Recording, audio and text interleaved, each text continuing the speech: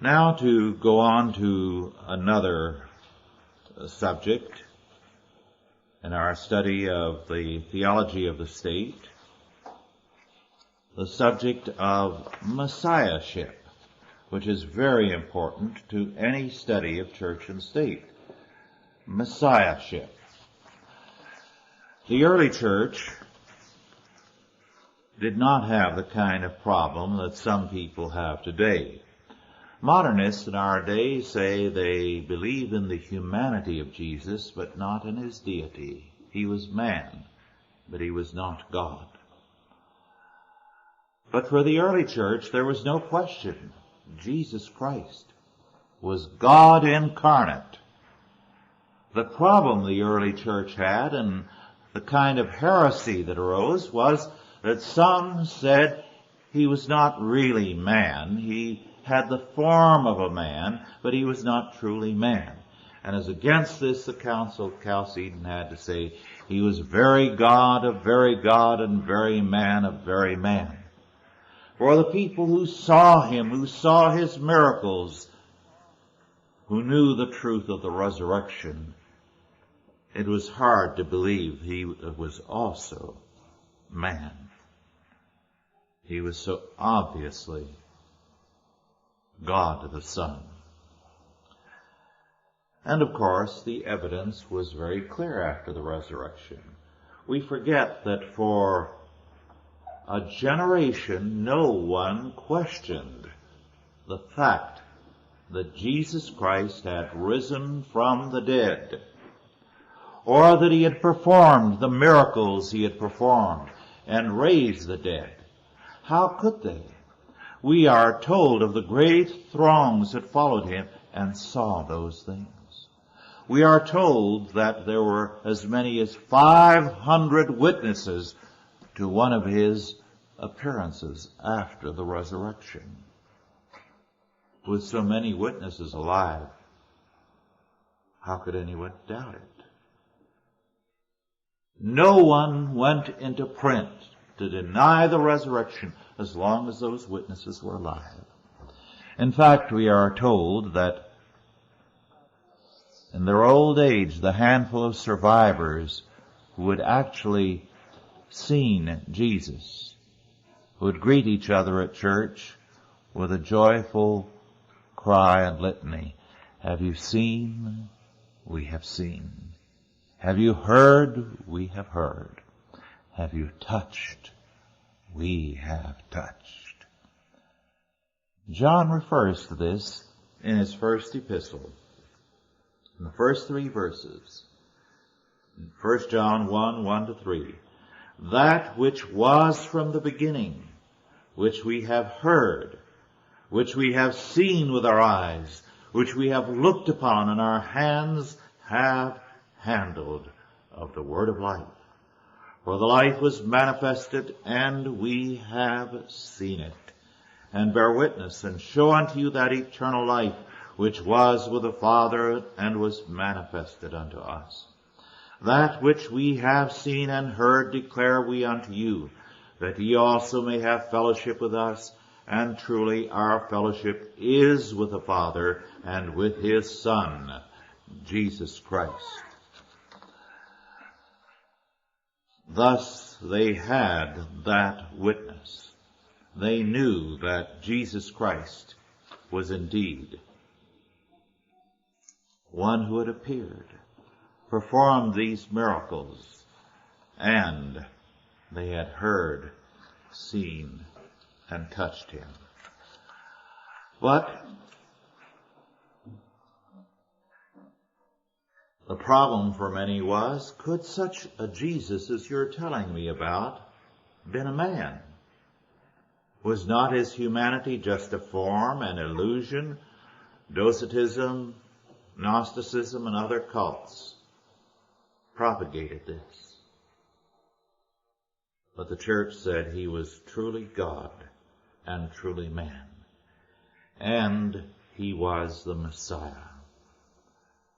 Most of the members of the early church were Jews.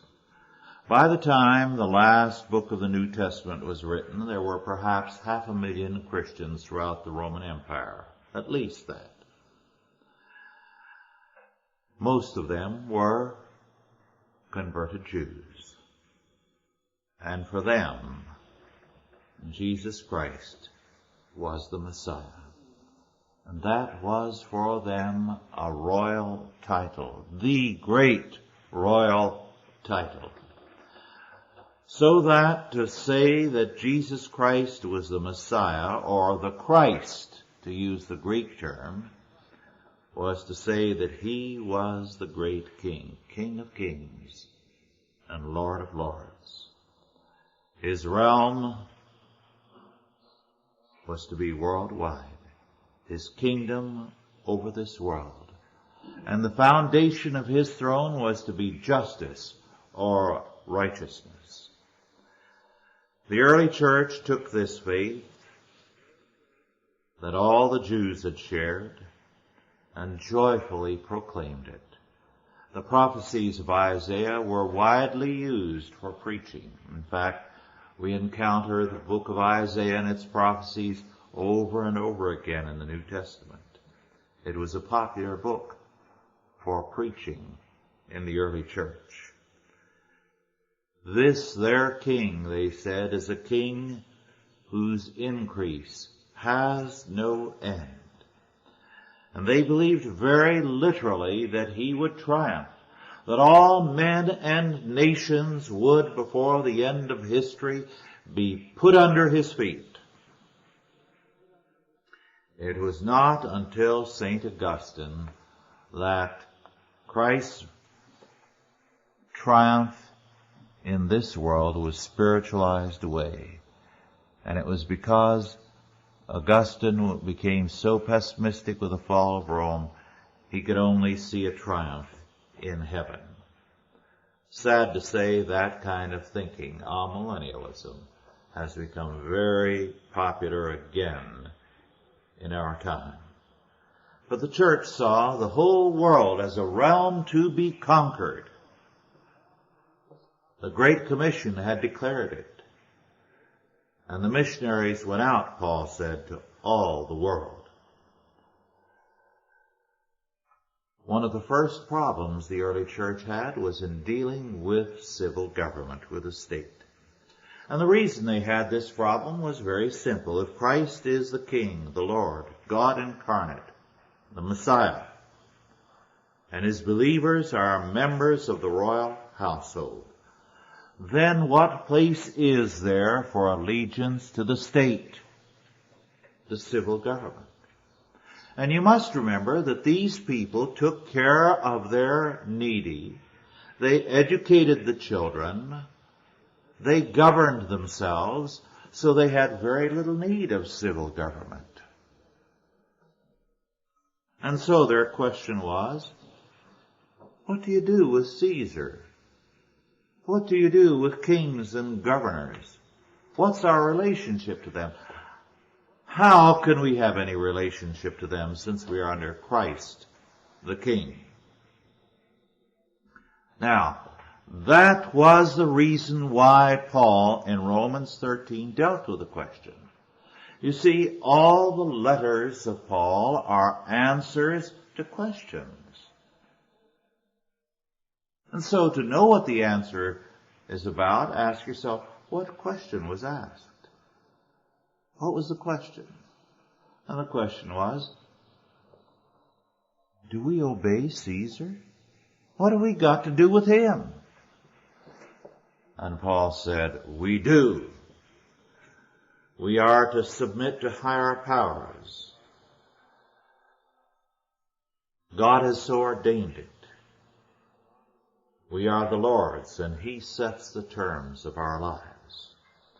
We obey not because we say Caesar or Washington has the power they claim. No. We obey for conscience sake, Paul says, in obedience to Christ. We are subject not for wrath, but for conscience. Not to avoid punishment, but because the Lord requires it of us. He requires it of us because we are not revolutionists.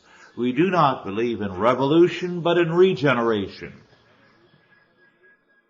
Rulers, he says, are ministers of God. The word is literally, in the Greek, deacons, ordained of God. And they are no less, therefore, under God than we, because the word he uses means that they are servants, deacons, that's what it means, servants of God. And therefore they have a duty to obey God.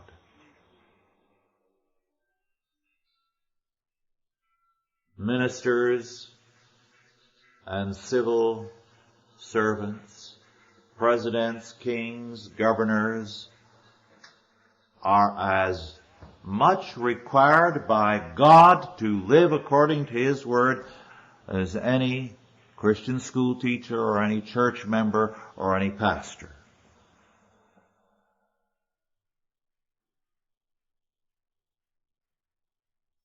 Truly, we should obey God rather than men, but we are to obey unless they require us to do that which is contrary to God's word. The state must be, Paul says, a revenger to execute wrath upon him that doeth evil.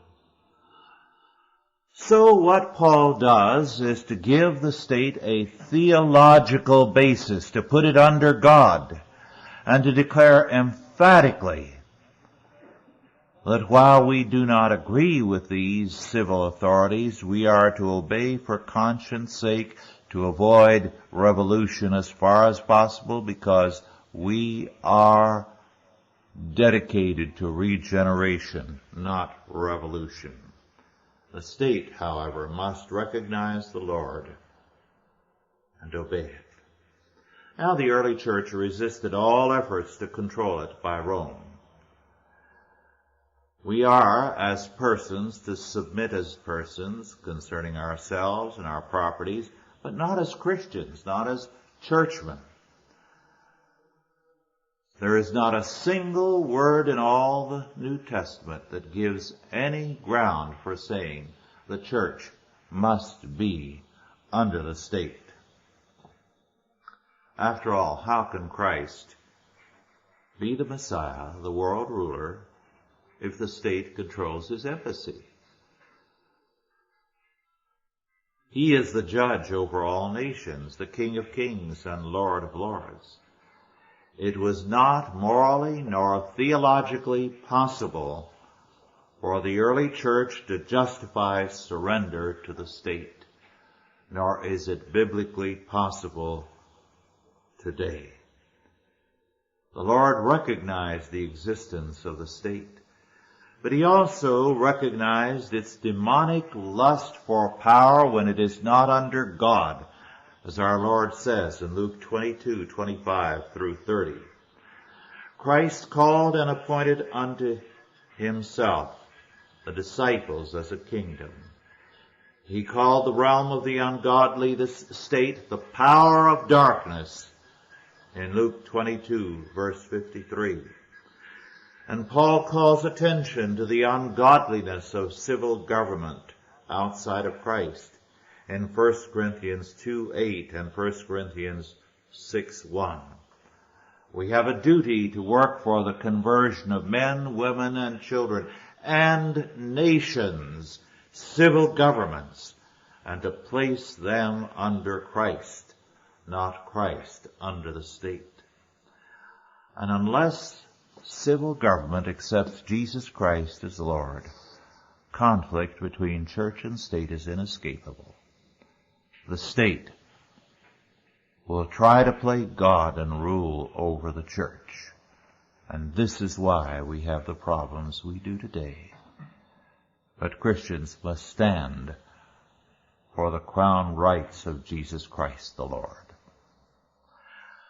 We will take a 10-minute break now before continuing with our third session.